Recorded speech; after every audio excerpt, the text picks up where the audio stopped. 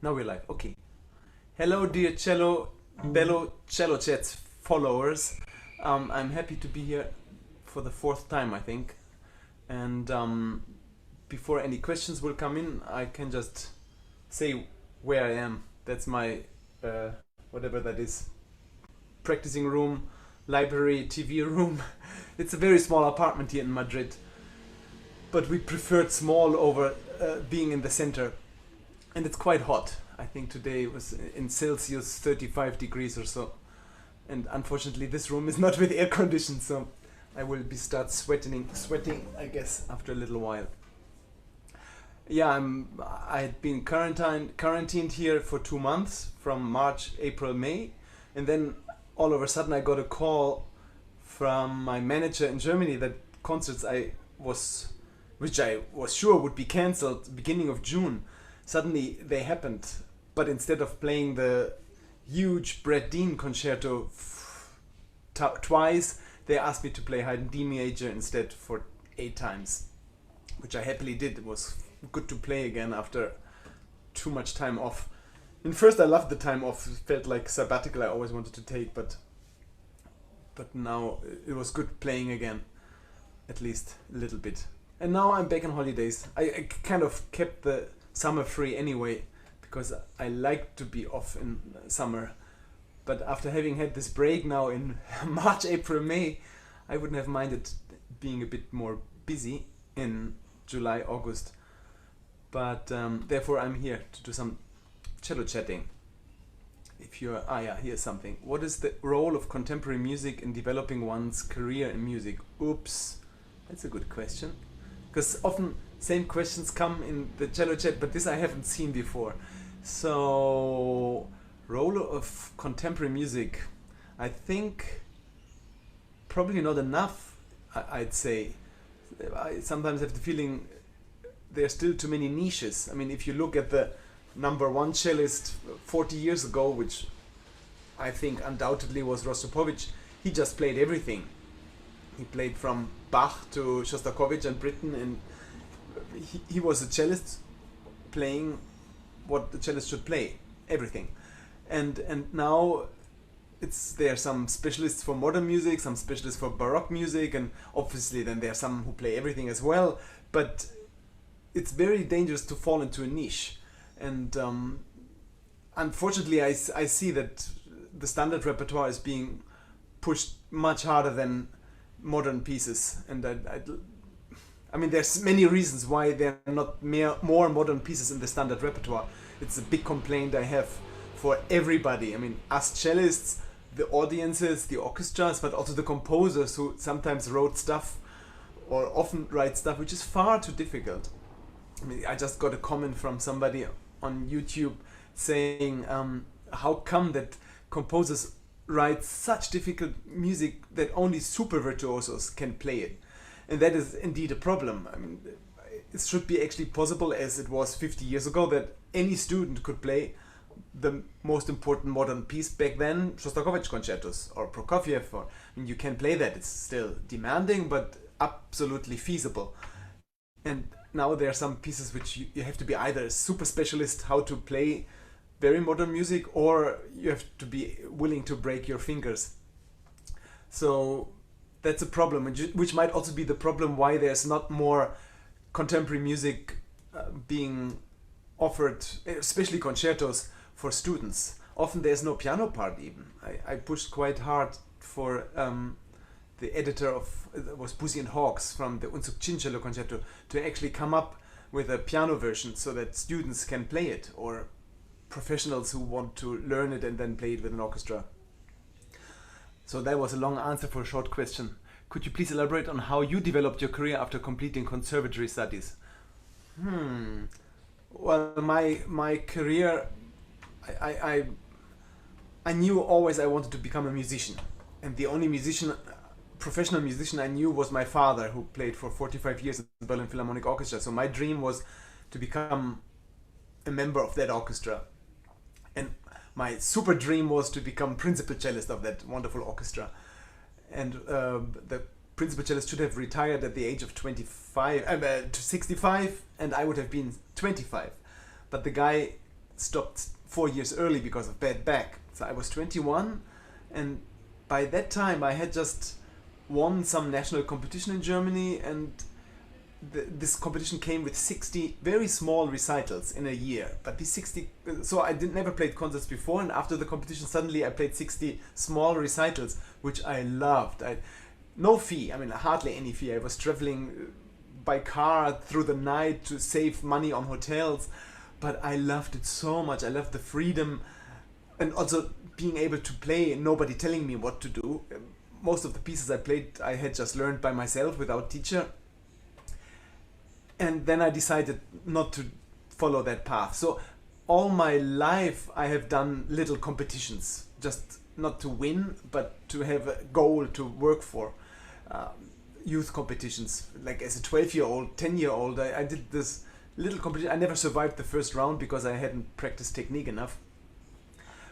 But then later I kept on doing that. So when I was 18, I did then the competition for adults, or 19, and I won that one. So there suddenly I didn't think I was anything especially good or anything, but after that competition I thought, oh, maybe I should try it on my own without having a job. And then I think my teacher suggested his manager to me, and I had a manager, and then I started playing concerts, more and less important concerts. But I'm doing that since 30 years, and I don't regret it a single day of not having taken a job. But also I'm aware that I'm quite lucky of having had help, because without managers I would never ever have found concerts. I'm not a good concert organizer myself. Teaching is an integral part of musician's career. How did you begin and develop your whatever? I don't know how to say that word. Pedagogical, sorry. Skills. My skills are not really there. I have never actually ever taught. The other day I have given master classes all my life, every other month or so. When I played somewhere, then I would give these master classes. But the other day I gave one for the University of Medicine, and the lovely teacher there, Yuri Vardi, whom I know from many years ago when I came there to play for the first time, he gave me this sweet compliment and saying that I was a good teacher. And I vehemently denied that, because I've never tried to be a teacher. I'd love to be a good teacher. My father was a fantastic teacher. But for me, giving master classes is not really teaching. Teaching means to bring a student from A to B and to C and to the end, to look them through until they find a job. And I've never ever done that, so I cannot say that I'm a good teacher. Not a bad teacher either. I'm not a teacher, unfortunately. I always would have loved, I loved to teach. When I was 13, 14, 15, I taught the piano students. My mother couldn't teach anything anymore, so I did that, and I'm very patient, and I'm the piano teacher right now of my son, because we couldn't find anybody good here. So I'm very patient, and I know I have the skills to recognize problems and to fix problems, I think, because I've never been very talented by nature. I just sat down, and if there was a problem I would solve it somehow, and I can do that with other people as well. But I have until now not proven that I can actually lead somebody. I wouldn't even know what etudes to give, because I haven't played etudes in 30 years. So now in this Corona crisis, a new music academy in Madrid has asked me if I wanted to teach, and I said, well, why not? I don't play concerts, so why not teach for the first time in my life? So I agreed to take 3 students. So anybody interested in studying in Madrid with me, please come. And I will probably inform myself on YouTube what other teachers do, because etude wise I have no clue. I don't even own the popper anymore, which I remember did quite well for me in my teenage years. So I would buy them and probably practice them all to see where I stand. And I have not ever taken a teaching job because I have so much respect for teaching. And my father, being such a great dedicated teacher since 60 years, he showed me every day in and out of my childhood what a great teacher does. Which means he has his students in his head constantly, and he worries about them, and he gives them lessons whenever they need, not just the lessons assigned for, but if they need more, they get more. And at the same time, my father he was busy in playing orchestra and teaching, so us kids, felt a bit neglected. And I think I didn't want to do the same, so I have 2 sons, and I was worried if I would start teaching while also concertizing around the world, that my family would come too short. And now I'm happy I did what I did. But now it's time to maybe teach. We'll see. Another question. Have been there any specific challenges in your career? And if so, how did you overcome those obstacles?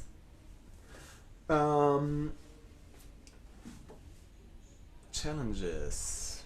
Well, I had horrible bow problems, bow trembling, and that was early on, actually, when I was 18 years old, 18, 19, 20.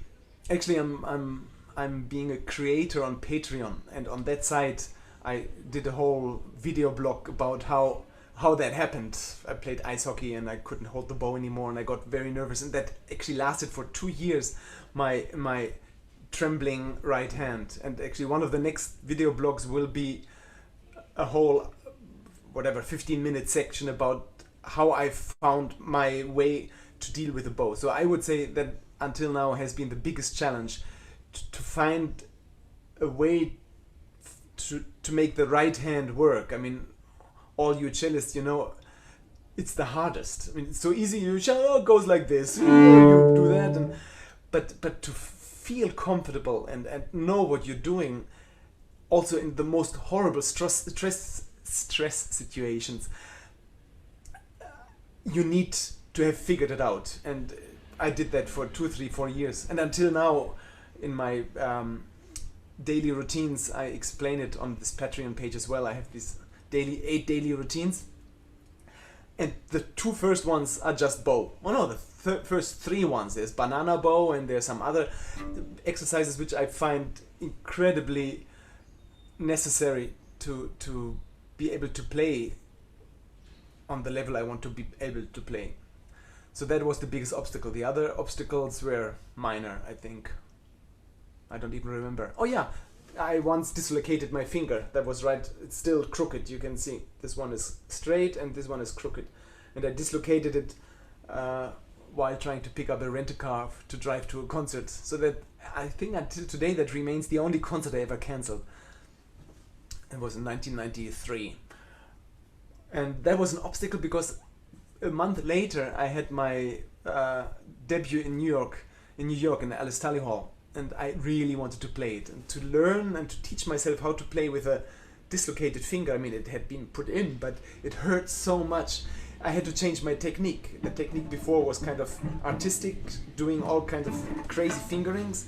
And there I had to learn to be a bit more stable in my approach. And actually it helped the intonation in the long run. So I learned it the hard way that it's good to play in positions at some points. Okay, let's see. And I'm missing the questions now. I'm talking too much. How would you recommend learning new things when you're mostly self-taught? Ooh. Well, probably it's not bad to watch YouTube videos. I mean, there are many excellent cellists explaining a lot of things on YouTube. But it would be also good to film yourself or at least have a mirror in front of you so you can watch yourself. Since what does a teacher do? He points out mistakes. So if you're self-taught, you have to find these mistakes yourself. And to learn how to fix them, that's the one problem. But to realize the problems, that's the much bigger problem. So if you can manage to realize them, the fixing probably will be easy, because right now, especially after Corona or during Corona, the web is full of help videos, including my own, but there you have to sign on to the Patreon thing. Can you talk about how to phrase big and make musical ideas obvious and communicate to the listener. Oh no, I missed one question. 1 second before. Oh, 2 questions. Oh God, there was. Speaking of competitions, I was fortunate to see you perform the Dvorak at the Leonard Rose competition. Do you recommend the competition route to your own students? Yes, as I said before, if I would start again as a young man and boy, I would do the competition route again. But I never saw it as a route to become famous or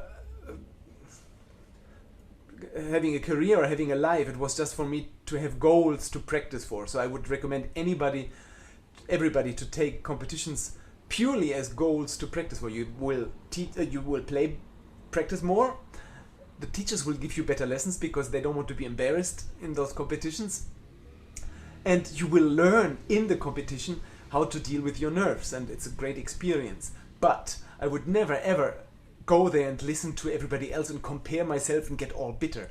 I think I did 3 international competitions in my life, and in these 3 competitions I think I listened to 0 people.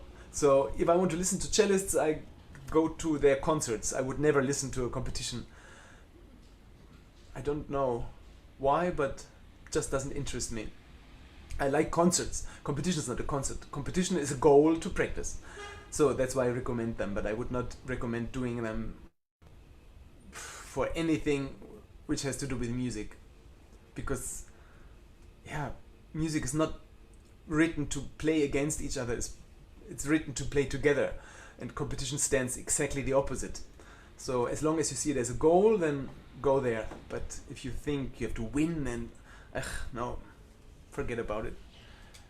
Hello from Germany. I would like to know how to get more familiar with the geography and thumb positions. Well, I can very much recommend my daily routine number 5, which is a routine where you are sliding back and forth with a thumb.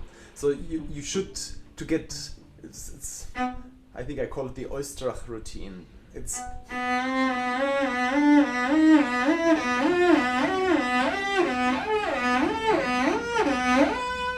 wow, it almost worked, even though I haven't practiced in 2 weeks. So this gives you, and the other way, and then back, and the other way is harder a little. Back.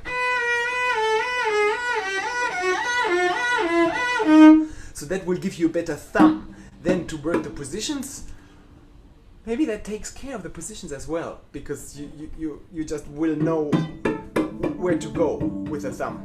And the thumb should just be like another finger. And another exercise which is quite nice is actually for any finger to play the swan on one finger, even the thumb. So you. Sorry. Oh no! Okay, I practice before I do that. Oh, I'll try one more time.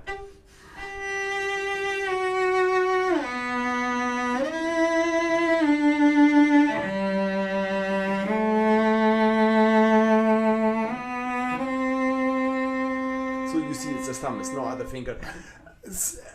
I find that very helpful. I haven't done the swan in 20 years with a thumb. I only did this sliding exercise. But after the sliding exercise, I found myself being much better in the regular repertoire with the thumb. Okay, sorry, person. So that would help. Can you talk about how to phrase big and make musical ideas obvious and communicate to this now? Yeah, I'm using earplugs. That helps me communicate actually better, because I used to be a little bit too small. My phrasing was nice, but a bit too subtle. I mean, I don't know if it was nice. I thought it was nice, but a bit too subtle. So with the earplugs, I learned how to exaggerate a bit. Like an actor on stage, he has to pronounce a little bit. Oh God, I'm not an actor, sorry. But they have to pronounce better, they have to articulate, and they have to be slower, I guess.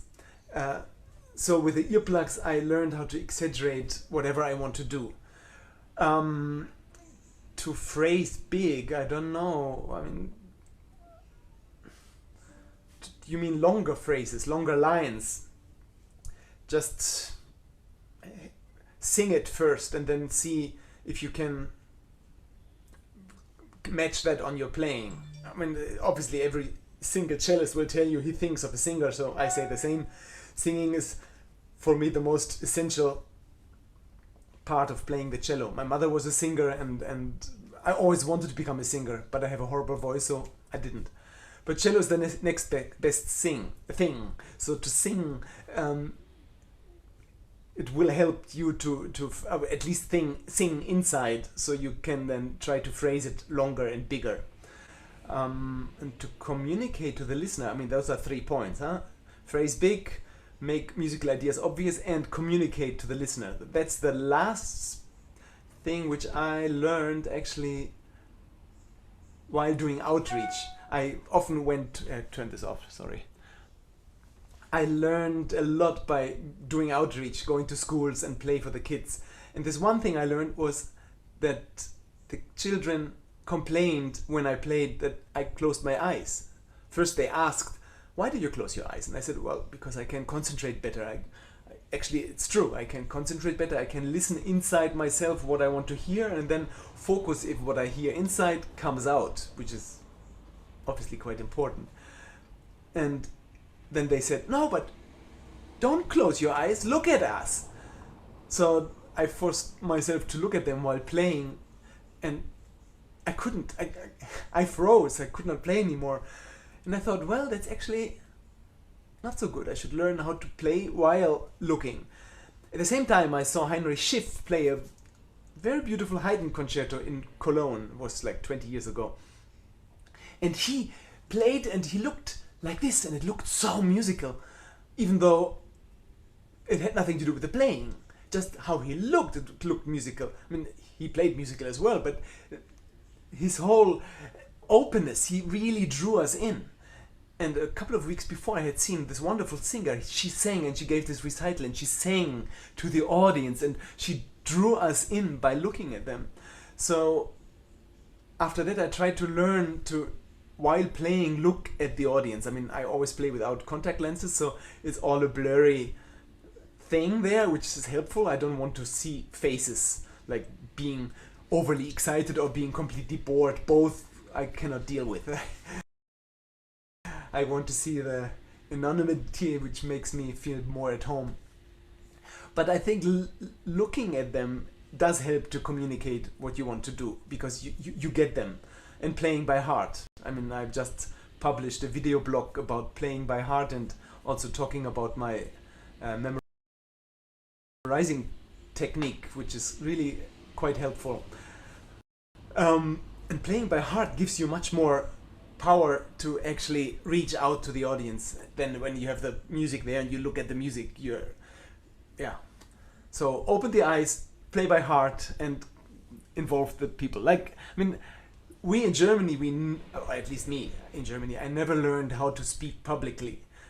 I remember the worst times in my school life was when I had to give a paper, speak in front of the class about a subject. The first subject was San Francisco, I think, and it was a 2-hour paper, and I was so nervous because I never learned how to speak freely in front of people. I think in England it's a really culture of learning how to speak and to reach out and to talk, look at the people while speaking. I learned that. I'm not good at that, but I learned by watching others do it. And I think in music is the same. It doesn't have to be an act, but just looking at people helps to bring them in. Oh God, that was a long answer for a short question of this one. Could you give us tips on how to play freely within the meter of the music and at time mess with tempo? An example, taking extra time here and there. Oh, that's a very good question. Tips on how to play freely. Well, the number one tip is please don't listen to anybody else. Find your own freedom, because I've seen people play freely, but they all play freely like the other great performer.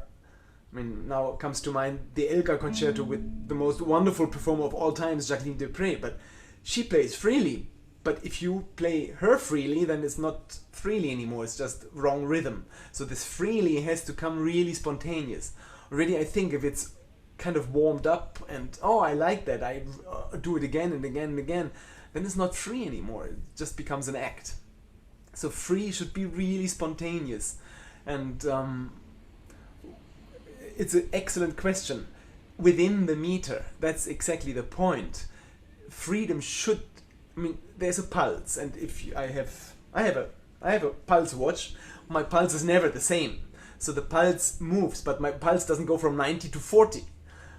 It slows down and it goes back up, and so a pulse is something pum pum pum pum pum pum pum pum pum pum pum like this.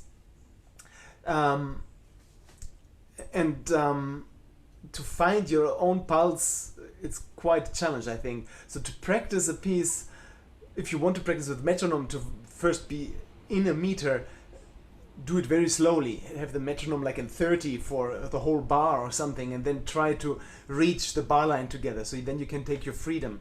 I mean, rubato comes from, I think, a word which means stealing. So you steal it, but you steal it and then you give it somewhere, give it back. You cannot just steal and suddenly it's empty. So it's a Robin Hood stealing. It's not the... well, I don't have a good comparison there. Well, I have a good comparison. It's Heuschrecken. It's the guys in the Wall Street, those guys who bet against something. Anyway, so it's not that kind of stealing. It's the Robin Hood stealing. So we have to give back in a good rubato, and it shouldn't just be always slowing down. I mean, always slowing down is not a rubato. It's just being lazy and boring, actually. But that's not a very good tip, I know. It's something probably one has to discuss in a certain subject. Can you discuss the process of developing your personal sound? Every great musician has a sound that is identifiable. You know exactly who is playing without seeing them, whether it be Shafran Weilerstein or yourself. How do we work on this and not become poor versions of our teachers or idols? Well, thank you very much. I don't know if I'm identifiable. My mother claimed that she could hear me when I was in the radio, but I guess that's my mother. Actually, I can recognize myself, but that's easy. It's me. It's myself. And yes, Shafran was identifiable. Alisa for sure. Rostropovich and Maisky and Truls Mörk and all these people, but I don't know. My first recommendation probably would be to really not listen to other people, and if you have too many different sounds in your mind you want to achieve, at the end it's difficult to find your own. It's like, maybe that's a horrible example, but if you have sex with too many partners, then it's difficult to then like the one with somebody, because you like something else from everybody else, and then you're not really fulfilled with just a single person. So with idols, if you have too many idols, or even if you have one idol, then you want to sound like him. So I think the best is not to have any idol, and get inspired by much more important things than cello. For example, singing, or books, or nature, or and if you have a score and you want to find something about the piece, then don't listen to anything. Just really indulge in the score and know the composer as well as you can, so you can come up with your own version of any given piece. But that doesn't really explain your question about how to get your sound. Well, I think I didn't listen to much cellists for most of my life, and I haven't listened to a cello CD in many years, and that is quite helpful. I just did another video blog about Bach, and I said that I didn't listen to Bach suite since 20 years. And why? Because if I listen and well, actually I listened once to a movement and somebody was doing some really nice things, and like, oh shit, he's doing these nice things. So what do? I feel bad that I didn't come up with this idea, and then I start copying what he did, or I don't know, it has to be my ideas, and if I don't have any ideas, then too bad for me. But I'm not going to steal somebody else's. So I stopped listening, and that's why my Bach suites are very boring. Okay, let's see. Okay, I did that. Questions. What rosin do you recommend? None.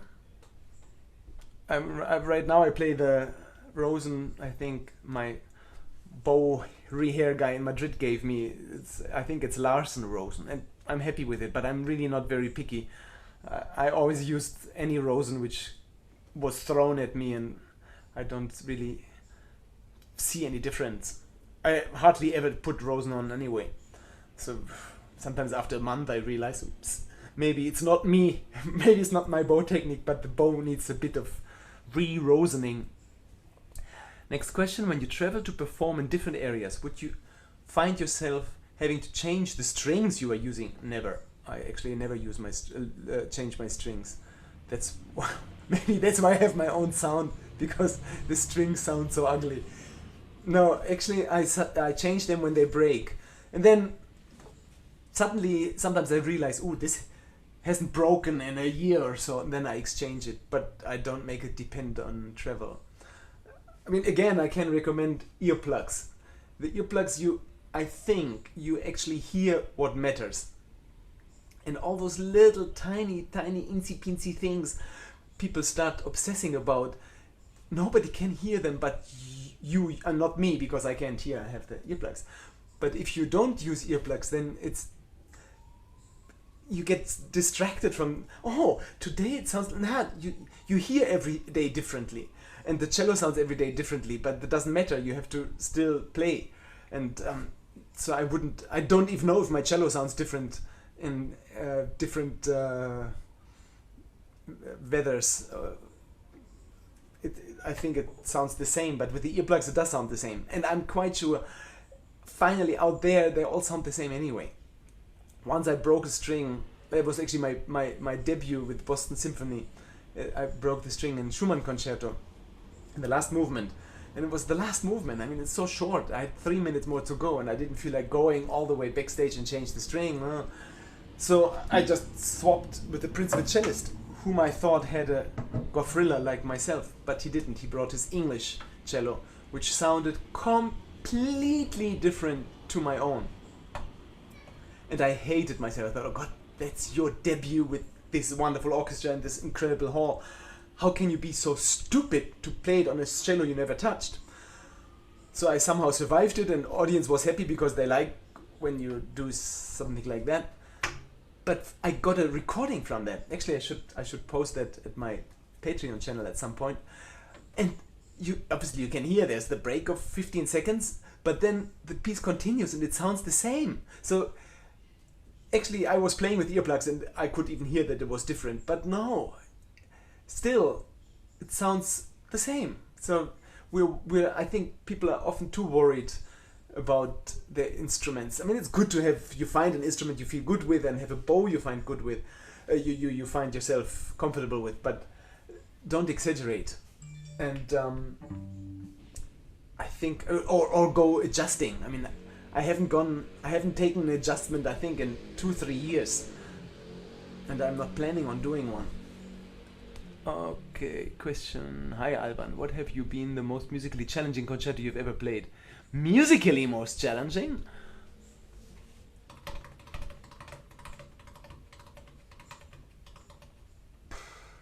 That's hard. I don't know, is it...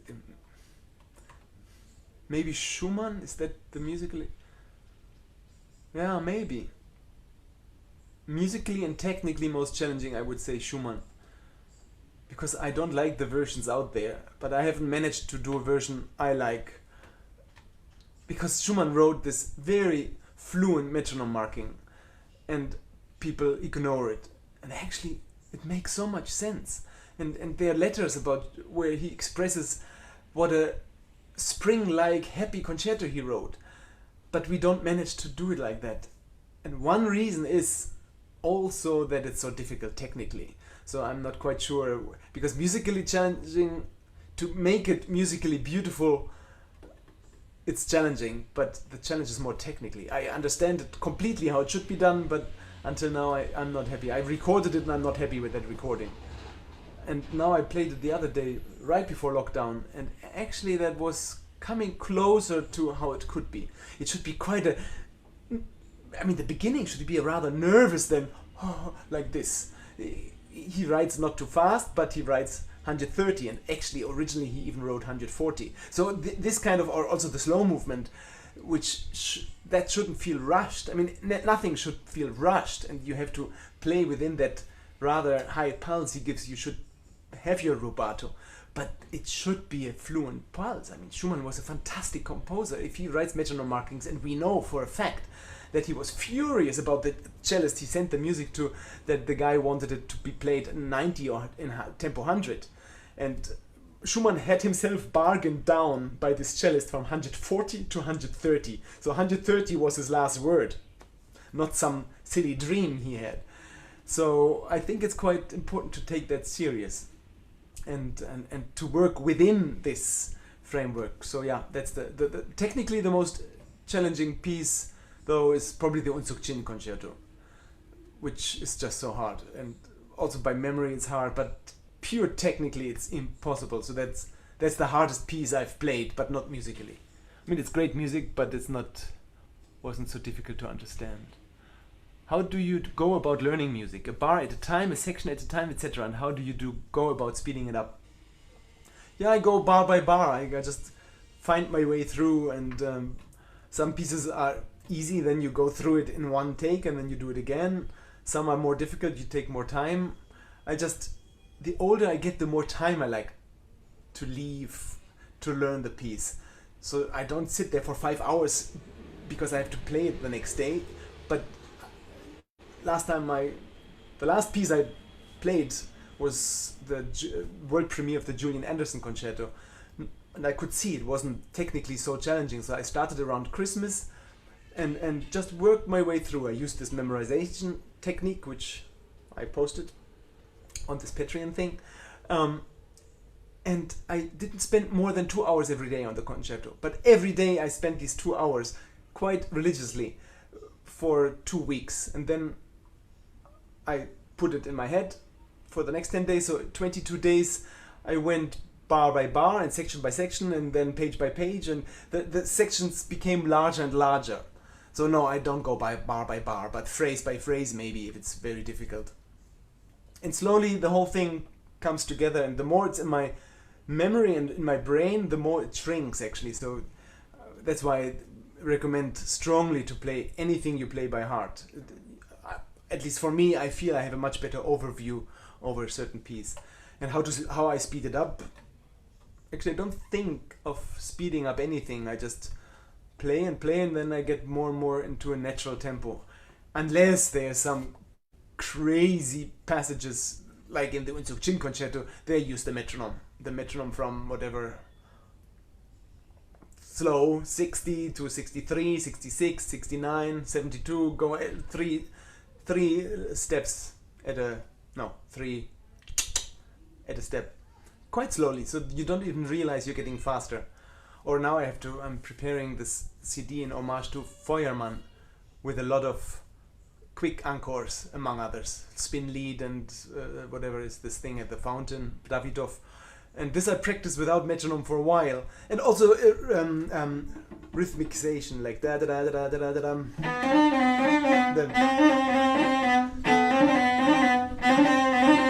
So these kind of rhythmicalization, however you call it, that helps a lot for speeding things up. So if you don't know what I mean, ask again. Then I explain it a little bit better. Do you have any opinions or thoughts about double-jointed fingers and having certain fingers collapsing for vibrato? I never heard about double-jointed fingers. They're double-jointed fingers? Collapsing with vibrato, though, I think... I did that before. I should add that in my... I'm going to do this video blog about vibrato at some point. You need to strengthen this joint. So I don't know if it's double joint or triple joint or single joint, but this needs to be quite strong. So you don't collapse. And how do you do it? Well, I do it with a cork. So the other day I had a cork. Oh yeah, the first CelloChat I did, I think, I did it in my hotel room, so there was a cork because little alcoholic me, I had this bottle of red wine there. So the cork, this is my cork finger, and then I roll the cork slowly to the, come and see that? Oh, yeah, like, oh. So it's like this, and then I slowly roll the chord like this, and back, and it shouldn't go like, but slow. So it's quite, now I have a cramp. It's quite tiring, but I mean, this is what my teacher Markus Nikos told me to do when I was a teenager, and then you because obviously there's this vibrato which I actually hate, but at some points it's nice. Like I think there was a very famous cellist who even taught vibrating without a center, which I don't really like. So it could be a mix between this and also this. So you can vibrate in this direction and in this direction, and then anything in between. But obviously you need to be able to control the vibrato there. And talking about vibrato, important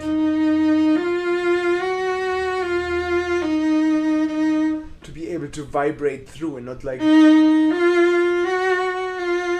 don't stop this vibrato. It's nice that people produce a lot of nice notes, but there's no phrase, and the phrase can be done by the right hand in legato, but also obviously through the vibrato. So that went off. Finger here. How to improve speed in the left hand? Is there any book or exercise that helps? Well, I don't know. Book. Well, visit my Patreon page, please. I'm giving a lot of, not a lot, 8 daily routines, and 3 of them are about left hand. And one of them specifically, I think number 1, 2, 3, 4, it's a trill exercise. And in this trill exercise, I talk about how to press down the string.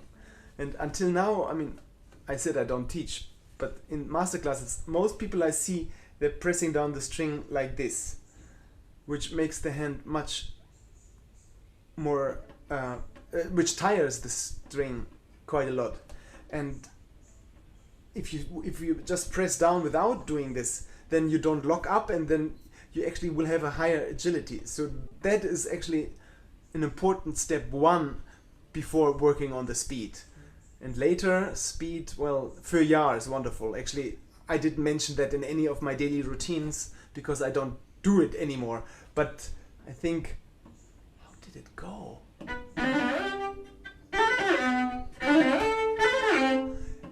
Was there something like that? There was some quick exercise where my teacher told me to go like really explosive, fast, but it was not this, was it? Ah, sorry. Actually, you can make up your own quick exercises by being quick and some. Yeah, but now, how did it go? Sorry, it's too long ago. No, speed. I learned when I was young, but now that's nothing I'm. Exactly, that's why I'm not teaching, because I cannot remember these good tricks. How bad. But play scales and really speed them up. That helps, and arpeggios, and really go back to basics and do these trill exercises and be relaxed. Anything there you won't be able to speed. If this is hard, then how do you want to move that quickly? You have to be as relaxed as possible. And that is not easy. Oh yeah. Ah yeah, now I remember. There was one exercise. And then so you wanted then not good.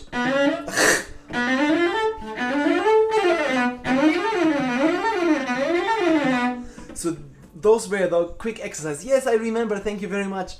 I should write that down. No time now. I hope I can remember. Pedro. Is it you, Pedro, from Portugal? Earplugs. Why do you use them, and any earplugs work, or do you need some fancy ones? Well, I had some fancy ones. Custom made. I started out with these. Just foamy ones. And at some point I realized they're really killing just every beauty, and I wanted to have some beauty as well in my life. So I got those custom-made ones, which were wonderful, and they filter equally. So I can highly recommend that. 25 decibel, custom-made. I got older, my ears grew, I guess. They got loose, and suddenly I was playing, like, I don't know, last year or 2 years ago, I played and suddenly I heard a lot of noise coming from the orchestra. It's like, what was that? And actually the earplug had loosened up, and I got all confused. So I threw them out, and now I'm using these again, these babies. Those are the worst ones, 35 decibels. If a conductor talks to me while me having them in, I don't hear anything. Why do I use them? Well, I'll do a video blog in the next month or so, but because it has many reasons, it's difficult to sum it all up in one quick question, but one quick answer. But the first reason I started using earplugs was we're practicing at home, and these rooms, they sound quite nice, and you do this and the room is full of music. But any stage, it's not full of music if you do that. Most stages are actually rather empty if you don't know what you're doing. So for the longest time I obviously didn't practice with earplugs, and for the longest time I strutted on stage because I got so tired. And now with earplugs I practice as I would play on stage. So now I have a much better endurance, and I hardly ever get tired on a big stage, because I practice with much more intensity. So this here, for example, for me that sounds like a really, really, really special flautando color, but I know this does not carry anywhere. So if I play soft, with the earplugs I'm forced to play actually here closer to the bridge, because I need the overtones to cut through anything, even if I play for myself. I mean, if I play a Bach suite, if I play everything here, I sound so boring, because the colors and the expression is closer to the bridge. Doesn't mean that you're starting pressing all the time there, but you can even do kind of. So now that was kind of a flautando bow, close to the bridge. So you have to work open strings, and you have to work a lot. But with the earplugs, it tells you don't chicken out. So I know how far I have to stay in the string to be able to. I hate the word project because it sounds like no. It's not about cutting through. It's a horrible word too. But just to be able to be heard, that people understand what you're saying. It's like speaking without. Actually, playing on the fingerboard is like speaking without support. And if I don't know how to support myself very well, speaking wise. So if I speak in a bigger hall, you won't hear anything.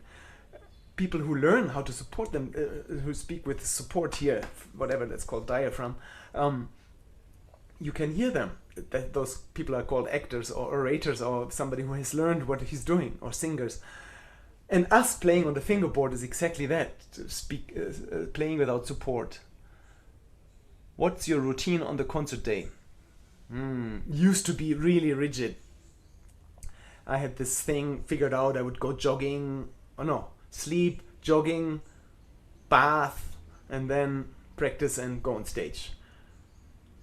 And obviously that's not possible in modern life. In modern soloist life, you don't always have the same thing, and it took me a while to realize that I really didn't depend on that routine, which I inherited from my teacher when I was 16, 17. He gave me that routine because I was getting so nervous.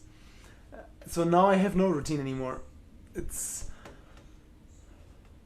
Also because every concert day is different. I have a certain routine starting 60 minutes before the concert, or let's say 90 minutes, or 100 minutes. So 100 minutes before, if there's no other way, 100 minutes would look like I sleep 20 minutes, so that's 80 minutes. then 80 minutes, then I shower, 5 minutes, it's 75, then I get dressed, it's 70, then I walk to the hall, it's 60, oh, then I'm too early.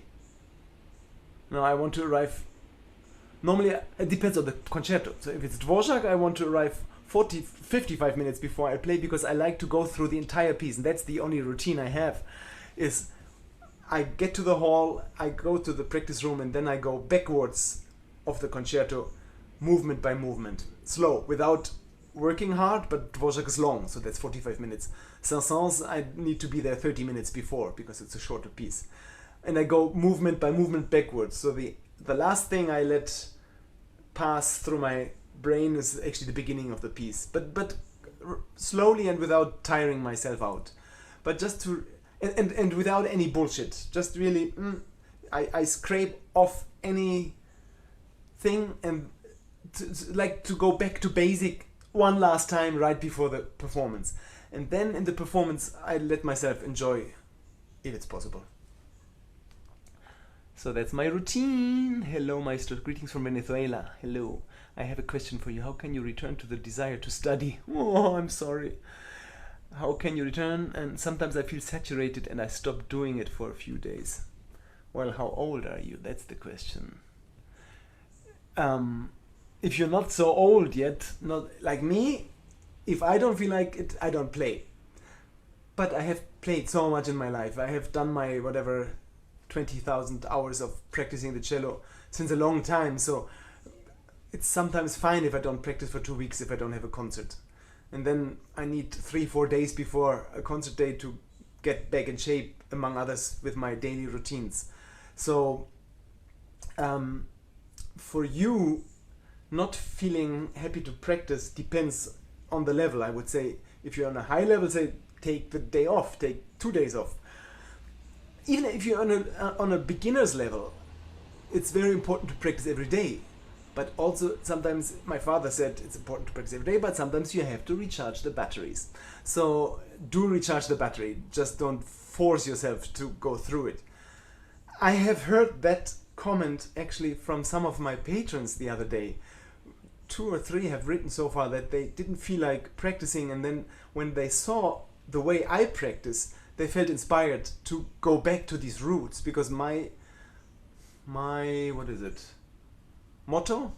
My motto is to really clean up the roots. Those daily routines I'm talking about is not a warm-up routine. It's really something, the older I get, the more I cherish them, because it gives me the feeling of being at home with the cello. And after I do that, it's so much more fun to play the cello and so much easier to play the pieces. So if you hang on to a routine like that, maybe it gives you the start to get going. So my routine takes me now 40 minutes. If I'm in a bad shape, it takes me 60 minutes up to 2 hours. So it depends, but I'm also quite anally retentively strict with myself. So if you're not as strict, it will go quicker. And the quicker it goes, the sooner you can enjoy playing.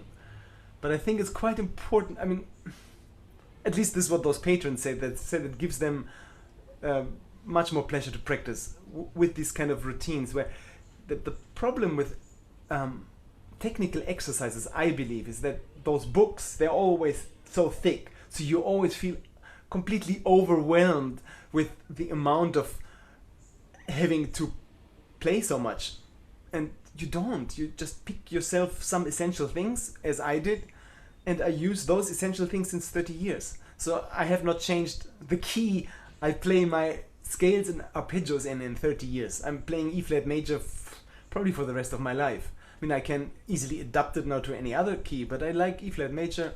And why change? Why change your winning team? So try the daily routines. Where do you draw the line between being creative and imaginative and just being incorrect? That's an excellent question. You mean, where do I draw the line when I listen to something? Well, listening, I have to be as open-minded as possible. And the other day, I heard somebody play, and it was quite contrary to what I thought the piece should be played like. And he had certain freedom. but they made so much sense. I mean, it wasn't exactly what the composer wrote, but that's not the point. It needs to feel authentic in a way. And obviously it's difficult if somebody comes, plays for me, and he plays like everybody else has played before that, then I say, well, yeah, thank you. You do the same everybody else is doing, which, for example,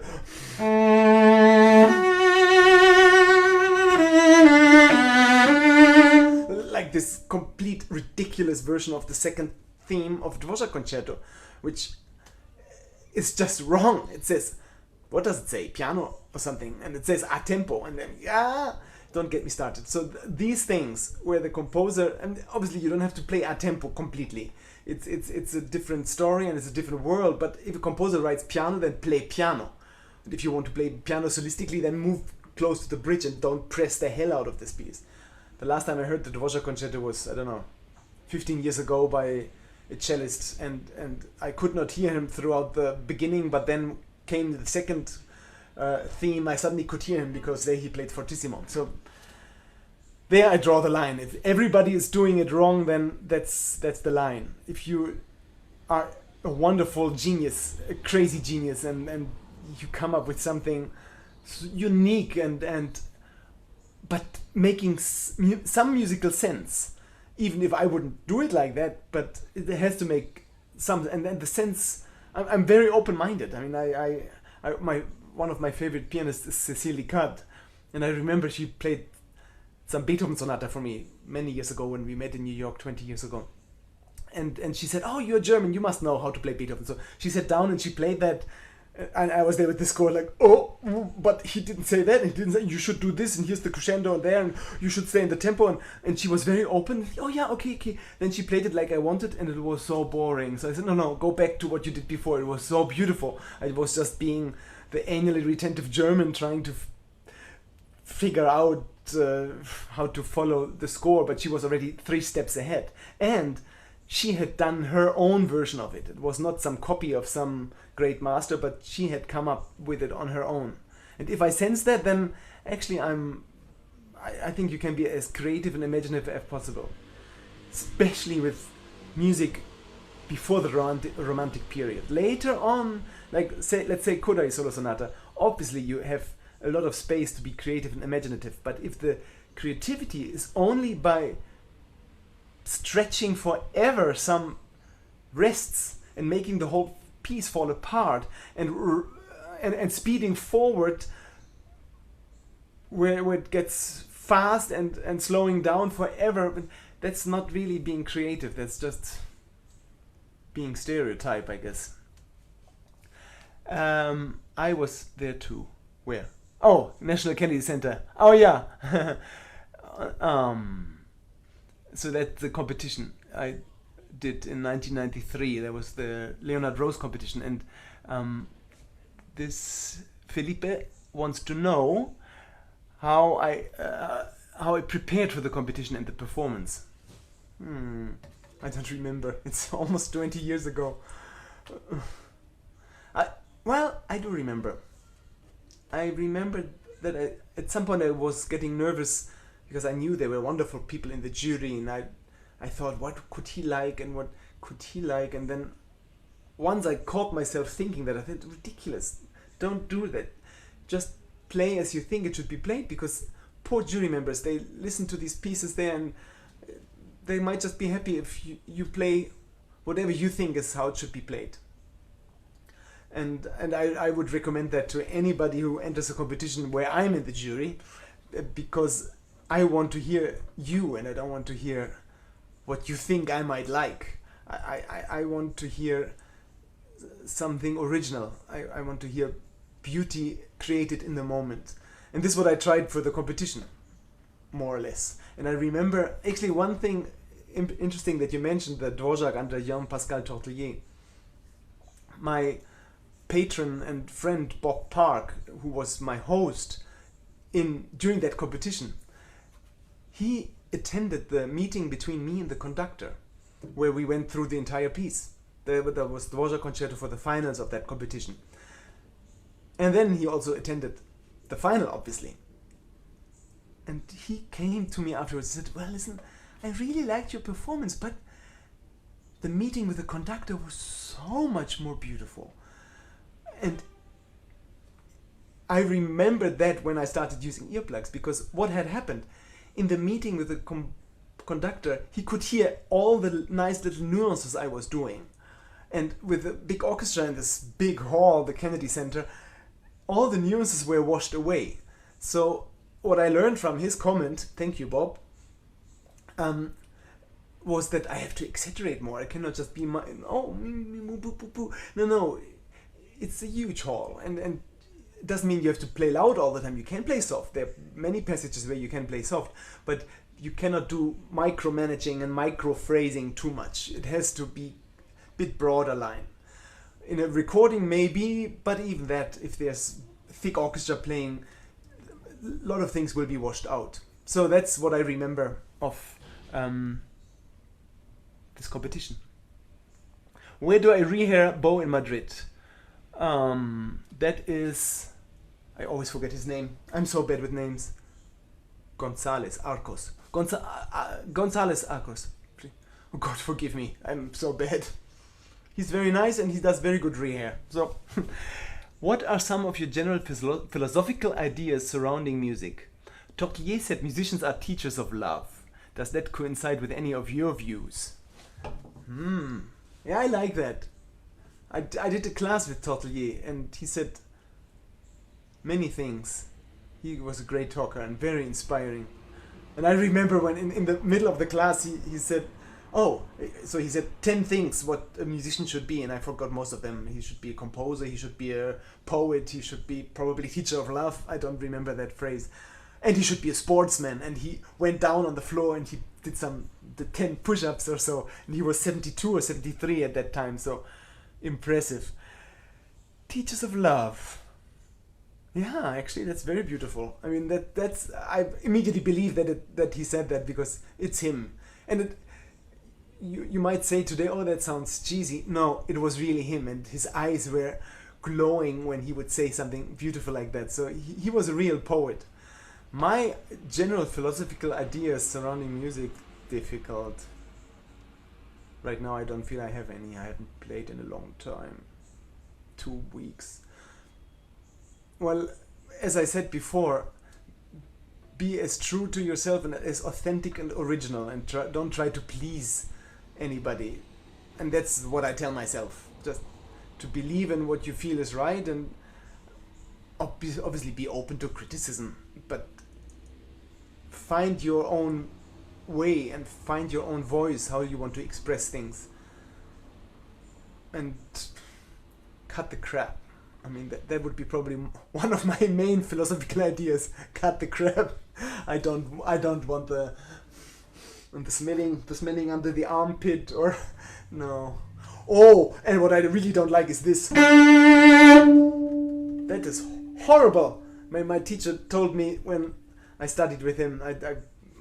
I was 12 till 18, Markus Nikosch, and in German, copyright means like reprint is forbidden. Reprint in German is Nachdruck, and this is Nachdruck. So he said, look, in every score it says Nachdruck verboten. So reprint forbidden. This is forbidden, and this is the most empty gesture. I mean, in the Chin concerto, there are some places where she wants to go like,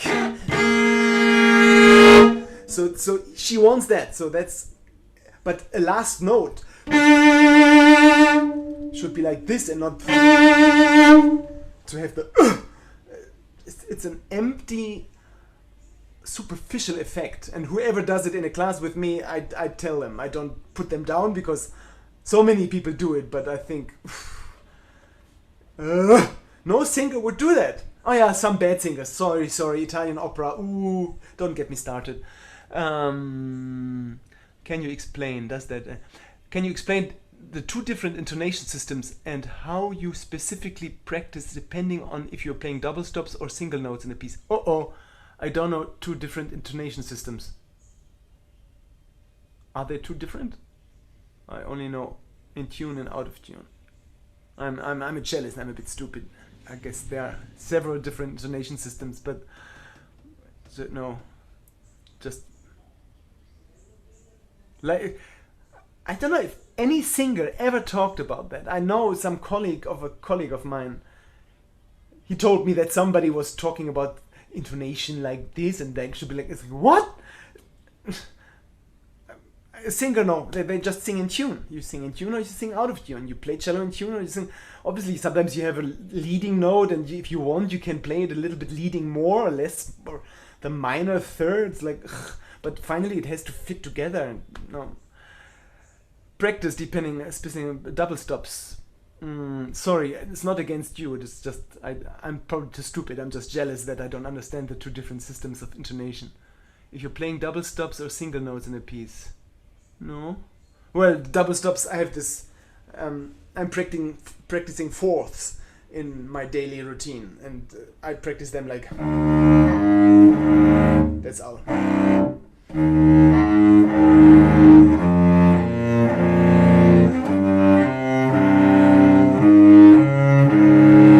Something like this. Sorry, I don't feel good. So that's how I practice double stops, but that doesn't answer your question. But anyway, if you have that question, I go low note first and higher note and then together. This way I can hear better. Actually, now I cannot hear because I'm not talking and playing is not a good idea. Some German person would like to know how to find some advice to become advice for deciding whether to become a cellist, and what are the indications one should think about if it's the right thing or not. Well, it depends on your age, I'd say. Even though with good teaching and with good self-observing, you can decide quite late if you want to become a musician, and then if you're lucky, you can make a living. I mean, I heard that comment that somebody says already that you asked that question is answer enough that you shouldn't. Because if you want to become a musician, that should be out of a question for you. But actually, that's not fair, because maybe you are the greatest musician of all times and you're just aware how difficult it is today to make a living as a musician. Especially as if you are the greatest musician of all times, you might not get a job, because greatest musicianship is not necessarily which wins you an audition. Greatest musicianship will win you my love, but in an orchestra, for auditions you have to get certain things right, and if you play a little bit more out of tune than the much lesser musician than you, he will get the job. I mean, I'm generalizing. I'm horribly sorry. Nothing against orchestra musician. But even as soloist, we don't need the perfect technique. We need something to be able to say. And if we have nothing to say, we should not play the cello or the violin or the piano. In an orchestra, it's even harder. If you want to be a happy orchestra musician for 40 years, you really have to love music, most of it. So if you love music, most of it, and if you feel you can develop as a player, yes, and if you don't mind practicing Haydn D major for many hours in order to get a job, or maybe you're a wonderful teacher. I mean, some people come to me after a concert, oh, I'm just a teacher. No, don't say just a teacher. That's the highest thing you can, if you're a good teacher, that's the best thing you can wish for. Especially teacher for young kids. I met this one cello teacher. She came to a festival in Holland, the Biennale, the Cello Biennale, and she came from Los Angeles. And how she talked about teaching, I would give my kid to her immediately. Fantastic, burning for music, and I checked out her webpage at some point, and she really is a wonderful teacher, and that's something much more special than being a wonderful soloist, I think, because it's much harder.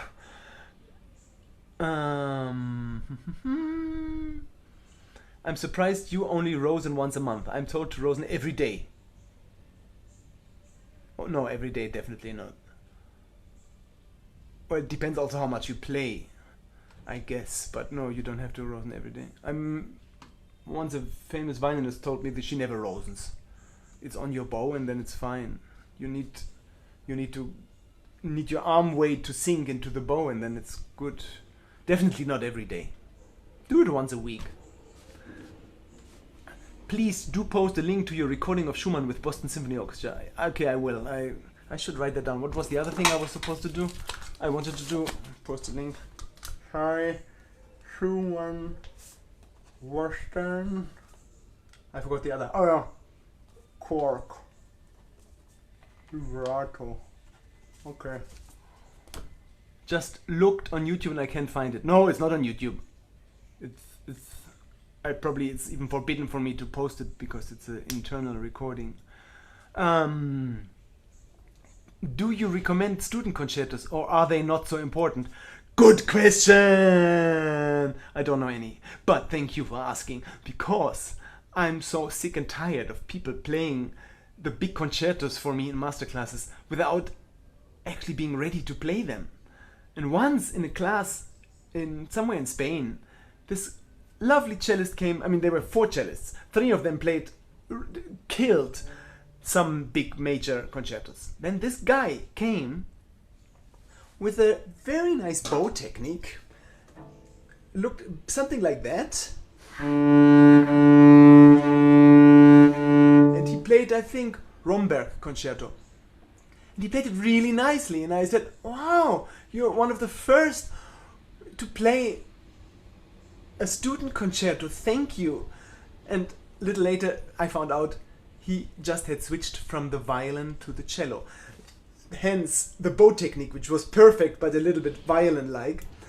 And his knowledge of playing a student concerto for a student. And not, I mean, because violinists, I mean, a student who is in his beginning years would not come with a Brahms violin concerto. They do whatever they do. Viotti. And we have our Viotti. Our Viotti is Romberg and Goltermann and Vivaldi and all these wonderful composers. You can work on so much and not rape the poor Elgar and Dvorak and Rococo and Haydn. Haydn is the hardest. And people come and play Haydn and they're not really ready. And I also blame the teachers who over-challenge their students, because if you over-challenge, the student freezes and he cannot develop. You cannot develop into a better player if you're always like kind of running behind. In order to develop a good technique, you must not play pieces which are too hard for you. You have to build your technique and then you can play the pieces accordingly. But some, especially beginning teachers, and that's why I have so much respect for great beginner teachers, because it's so difficult. Probably they're bored with the Romberg, so they give them Dvorak because then they can play for the kids and say, look, wow, the Dvorak. Would you post one of your learning lesson sessions? Yeah, somebody else wrote that. I'm too perfectionist to do that. But I promised one of my patrons to do it actually. I was going to do it with a Zigeunerweisen, which I'm preparing for the CD. And also my thinking behind it, because there, for example, I think that violinists play this introduction always ridiculously wrong. I mean, yes, he says it's Gypsy, blah, blah, or Sinti and Roma. No, he says Gypsy, but now you have to say Sinti and Roma.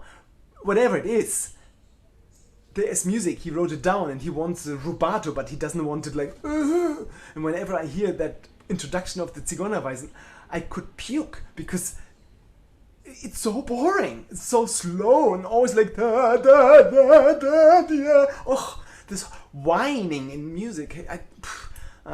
Sorry, shouldn't go there. Well, I will. At some point I will do my learning sessions.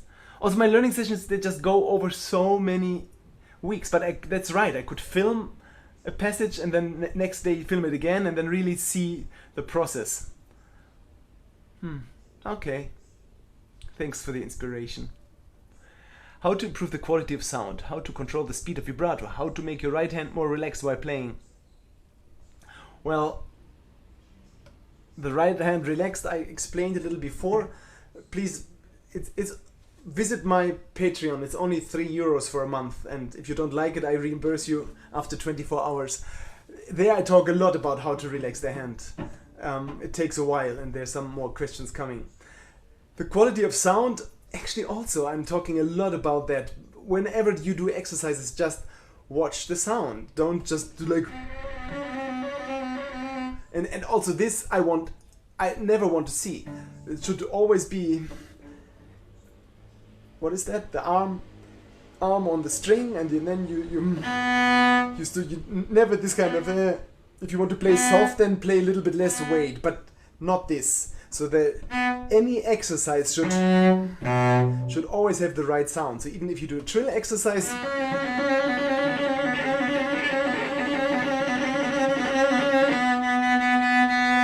you are in the string with the bow, and I think that will, on the long run, help the sound. If you just never give up on trying to produce, I call it an honest sound, without. For me, don't forget the head. That's not a sound. That's just a very high bow speed, which is very unhelpful because most of the times you need more than just one bow for one note. So that doesn't help. Speed of the vibrato, well, just listen to yourself. And it's not so much about control, it's about learning. Oh yeah, if you have a very fast vibrato, well, some people have fast vibrato, like, and then that's not a vibrato, so that's just trembling. So then you have to work on your vibrato, and that would be vibrato exercises, which I will post in a couple of weeks, I think. How to make your hand relaxed, I said that, and quality of sound, yes. And vibrato, there are a lot of good vibrato exercises which I can recommend, but I won't now, because it's too late. Can you talk a bit more about your memorization technique? How does one memorize contemporary pieces? It's all the same. And since there are people paying for it, I cannot say it here right now. I think I talked about it in another CelloChat. So it's quite easy actually. But go to the website. It's a full video about memorization, which I just did in 10 hours work. I'm so slow. I have to write it and then film it, and that filming doesn't work. I'm not very talented. If you want to see a talented guy, go to Johannes Moser. He has the best. I mean, he's a wonderful teacher, great cellist, but he has figured out the whole system with video to perfection. I admire that very much.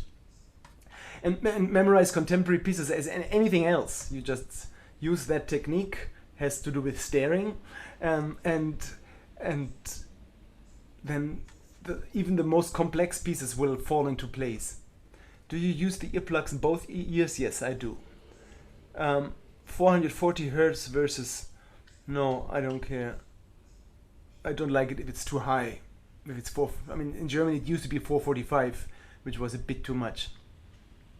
So yes, 440 is fine, but I don't really mind. In Europe it's a bit higher than in America, but I'm always preparing myself, flying over, and then it's fine. How do you think? Well, I don't. How important is bow quality? You mean the quality of your bow or of your bow arm? It's quite important having a good bow, I think. That helps.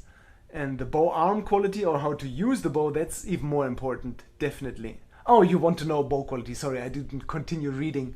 Do you think that expensive Pernambuco bow would make a difference?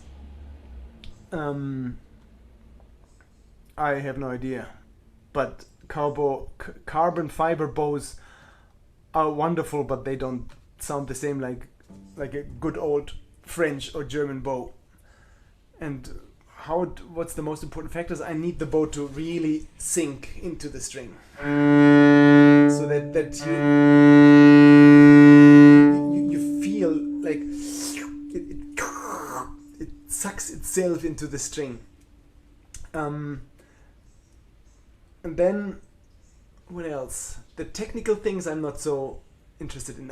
Mainly sound, because bow technique, if it jumps, or it will jump, that's fine. But to have to get the right sound, and then you have somebody to listen, because we don't know how it sounds farther away. It's very important, very difficult actually to find out what bow is good. And before you buy a bad bow, buy a carbon fiber. I mean, they are not horrible. I played on one.